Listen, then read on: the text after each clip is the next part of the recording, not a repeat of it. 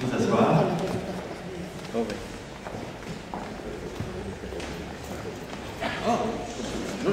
Voilà, monsieur le maire, mesdames, messieurs les élus, monsieur le président de l'association Beffroi et Patrimoine, mesdames, messieurs les présidents de l'association, mesdames, mesdemoiselles, messieurs, c'est un véritable honneur pour moi de vous accueillir au sein de notre hôtel de ville.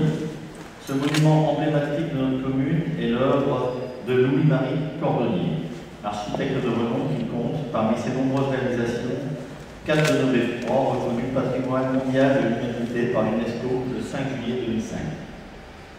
Reconstruit au lendemain du cataclysme de la Première Guerre mondiale et inauguré le 4 août 1929, l'hôtel de ville de Comines et son beffroi sont aujourd'hui les héritiers d'une histoire et d'une identité commune aux nombreuses villes de notre région qui ont connu les affres de la guerre et qui ont dû renaître de leurs cendres. Louis-Marie Cordonnier fut l'un des maîtres d'ouvrage de cette reconstitution. Il vous est proposé aujourd'hui de redécouvrir cette œuvre et les nombreuses autres réalisations de Louis-Marie Cordonnier d'avant et d'après-guerre de l'architecture civile et religieuse. Je vais maintenant céder la parole à M. Willard, président de l'association des Beffrois et Patrimoine, qui nous présente Louis-Marie Cordonnier, visage d'un bâtisseur. Alors effectivement, voilà. C'est un personnage déjà qui vous interpelle, hein, bien sûr, parce que vous êtes concerné au premier chef par les reconstructions, bien sûr, votre ville. Alors c'est un personnage quand même assez étonnant, et en travaillant à la fois avec les chargés de mission sur l'exposition, bien entendu, et puis après en travaillant personnellement sur la conférence, eh bien j'ai découvert alors une œuvre. Mais vous ne pouvez pas vous imaginer ce qu'il a fait cet homme-là.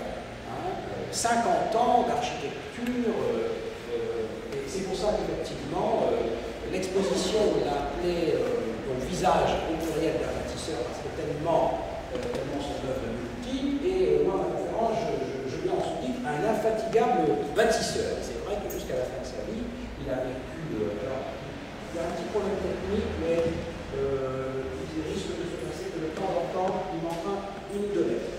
Je vais m'en excuser, mais c'est un problème de compatibilité entre le PC et le vidéoprojecteur. Alors, première partie, d'abord, pour comprendre cette œuvre, il faut revenir, si vous voulez, sur le contexte familial, le contexte de l'époque, pour bien comprendre les choses. D'abord, il faut mettre un nom sur un visage, bien sûr. Là, c'est Louis-Marie Cordonnier dans sa jeunesse. Alors, l'architecture est une affaire de famille, oui, parce que son père, Jean-Baptiste, est déjà architecte, hein, c'est une famille de Bourdin, hein, donc lui sera architecte. Ensuite, son fils, à Louis-Marie, qui s'appelait Louis Stanislas, sera aussi architecte. Le petit-fils, Jean-Baptiste aussi, quand on en dit, c'est une dynastie d'architectes hein, qui s'étale sur 150 ans. Hein, donc ça, c'est quand même assez exceptionnel. Alors là, vous avez une vue intéressante, c'est dans son bureau avec une maquette du Beffroi, de Daguerre. Alors le bras le plus âgé, et après là c'est vraiment très âgé. Hein. Il est mort à 86 ans. Une carrière très longue. Là, il a quasiment, jusqu'à la fin de sa vie, il faisait encore des messages, j'irais même le jour de sa mort, quasiment. Alors, le style Cordonnier, qu'est-ce qui fait que l'on va reconnaître un monument qui sera l'œuvre de Louis-Marie Cordonnier? Évidemment, l'alliance de la brique et de la pierre, ça c'est vraiment la chose visuelle la plus marquante, et on le voit évidemment à travers un ensemble de monuments. Des monuments souvent grandioses. Alors, on a bien pu dire parfois à l'excès. Vous verrez dans certains projets, certaines maquettes, où on a dû d'ailleurs me dire attendez, bon, soyons un peu plus modestes, d'abord baissons le prix déjà aussi, hein, surtout, hein, c'est pas plus les constructions, les reconstructions. Alors, autre élément très intéressant, bien sûr, c'est la référence au régionalisme, hein, bien sûr. Louis-Marie Cordonnier, c'est un homme du Nord, hein, bien sûr. Et très marquant aussi l'influence romano-byzantine dans les édifices religieux. Ça, c'est tout à fait frappant. Et puis des décors extraordinaires, des mosaïques, des vitraux. Voilà, à partir de tout cela, on peut repérer un monument où l'on pourrait dire, voilà, ça, c'est une œuvre de Louis-Marie Cordonnier. Alors, qu'est-ce qui se passe dans la deuxième moitié du XIXe siècle. Alors, c'est vrai qu'il y a eu la Révolution française. À la Révolution, on a quand même détruit beaucoup de choses, où on a après laissé à l'abandon. Et il y a donc, à ce moment-là, après il y a l'époque du romantisme, les années 1830, et puis il y a une sorte de prise de conscience que, attendez, on a plein de monuments, on a des châteaux, on a des cathédrales, etc., ça tombe en ruine, c'est scandaleux, il y a des gens qui s'offusquent, si vous voulez, de tout cela. Hein. Donc, c'est cette prise de conscience de la notion de patrimoine, un terme qui n'était inconnu avant. C'est presque un terme inventé, vous voyez, cette notion de patrimoine dans les années 1840-1850. Retour à des valeurs beaucoup plus anciennes, effectivement, et notamment aux valeurs du Moyen-Âge. Ça, c'est très important. Et on va restaurer plein de monuments, heureusement d'ailleurs, parce que si on ne l'avait pas fait à l'époque, je ne sais pas ce qu'il deviendrait aujourd'hui, ce qu'il serait. Et là, eh bien, on peut mettre en évidence le rôle d'un personnage que l'on connaît d'ailleurs aussi parce que ça a été un écrivain, bien sûr, hein, Prosper Mérimée. Alors, Prosper Mérimée, qu'est-ce qu'il a fait? Eh bien, Prosper Mérimée, il a été inspecteur général des monuments historiques.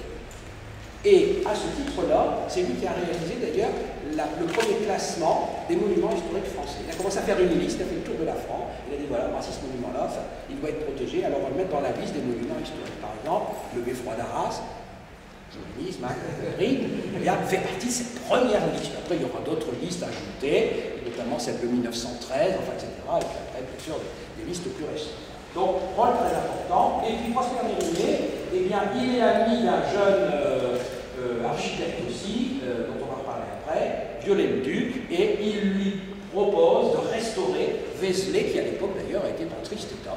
Hein, voilà. Donc, ça, on peut dire que c'est pratiquement la première restauration majeure d'un monument historique français.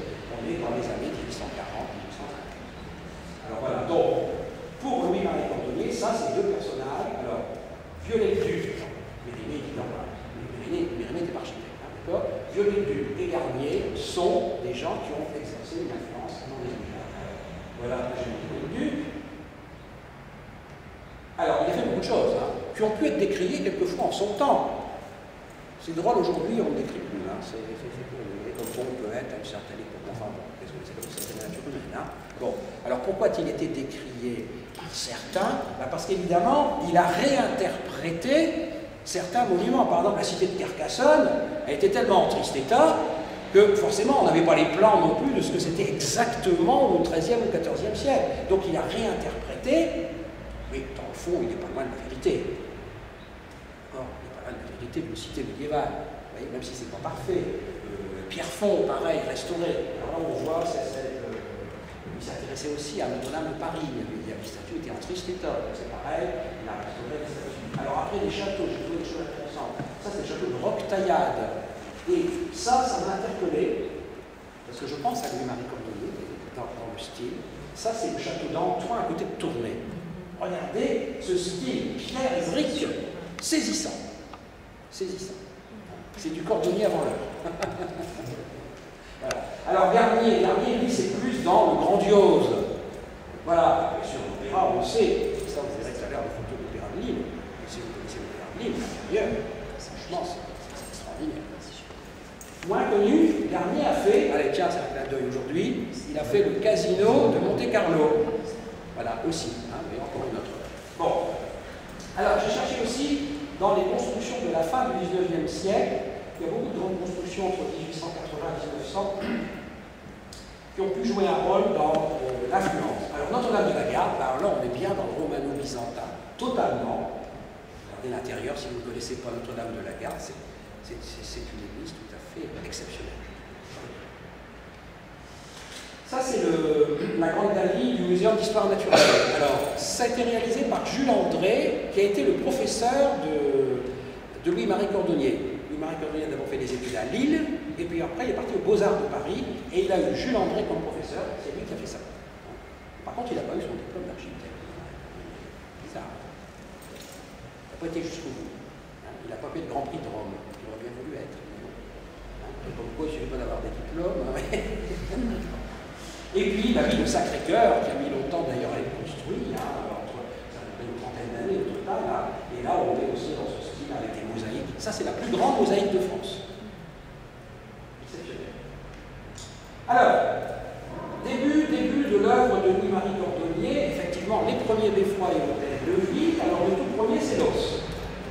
Et on voit déjà, vous voyez, on sent cette référence au Moyen-Âge, au donjon, hein, la tour, les échauguettes, les machicoulis, voilà, c'est le retour effectivement à la tradition, on va dire, régionale. Et puis avec des décors déjà tout à fait étonnants, des armoiries, très colorées. Ça, c'est la première œuvre, hein, 1884. Il a fait un projet pour la ville de Calais. La ville de Calais qui venait de se réunir avec la ville voisine de Saint-Pierre, hein, c'est le développement de la dentelle à l'époque, hein, dans les années 1880. Et alors, on lui propose de faire des projets. Alors, il en fait 2. Alors là, vous voyez, regardez, c'est massif, ça sera refusé. Alors finalement, en plus de Froid de Calais, lui, ça a traîné beaucoup parce qu'effectivement, le projet, celui-là, je crois, date de 1888. Le projet a traîné, vous allez me dire, on a d'autres cas. Il y a eu la Première Guerre mondiale et le Beffroi de Calais était inauguré en 1925. Le temps qu'il a fallu, et puis alors vous connaissez le Beffroi de Calais qui est très beau d'ailleurs, mais il est beaucoup plus épuré. Alors, ça, c'est, on pourrait dire, sa première véritable très grande œuvre, l'hôtel de ville de Dunkerque. Voilà, vous repérez bien ce style, ce donjon central, l'immense salle des fêtes. Je veux dire, c'est toujours un peu le même principe. Hein. C'est-à-dire que le premier étage, c'est la salle majestueuse, obligatoirement. Alors, association Pierre-Brique, et puis alors des références un peu historiques, parce que les fenêtres, on verra d'ailleurs sur la diapositive, là c'est un modèle, les balcons, toujours quand même assez imposant. Les fenêtres qui font en fait une référence quand même plutôt à la Renaissance, c'est des fenêtres en meneau, mélange un peu des genres. Il y a une référence à Louis XIV, parce que c'est Louis XIV qui a fait Dunkerque, et là on voit Louis-Marie Cordelier et Théodore dans le Beffroi de l'hôtel de ville. Un autre hôtel de ville, celui de la Madeleine, vous voyez, c'est le même style, très proche. Je suis passé avant-hier, par hasard, le soir, pour aller voir justement l'hôtel de ville de la Madeleine, il était magnifique aussi, moins imposant bien sûr que celui de mais toujours avec ses références, les échauguettes, les contreforts, les machicoulis. Alors, édifices religieux, il y en a eu plusieurs avant la Première Guerre mondiale, il y en a eu beaucoup après. Dans le cadre de la reconstruction, je vais vous en faire voir un que je connais bien, Sainte-Maxélande de Connery, parce que je m'y suis marié, parce que mes beaux-parents étaient là. J'ai surtout des très beaux jours, il fait un beau soleil, je peux faire une belle photo. Alors, voyez, regardez notamment cette photo-là arrière du cœur. Là, on est complètement dans le style Corbusier. Il y a une référence totalement médiévale. On est dans de l'art roman quasiment, avec des références un peu gothiques, notamment quand on voit une petite rosace. C'est subtil, c'est très subtil. Voilà, regardez les détails. Voilà. Et le clocher qui pourrait presque être un beffroi. Donc pas grand-chose. Hein. On met un tour à chaque côté. Voilà, là c'est le porte. Alors, assez vite, Louis-Marie Cordelier va être appelé à concourir pour des projets à l'étranger. C'est d'ailleurs ce qu'il va faire, sa renommée. Le premier projet, c'est la Bourse d'Amsterdam. Alors, il propose un bâtiment absolument monumental. Il est classé premier. Je crois qu'il y avait 170 concurrents. Ce projet, bien sûr, des architectes du monde entier, bien entendu.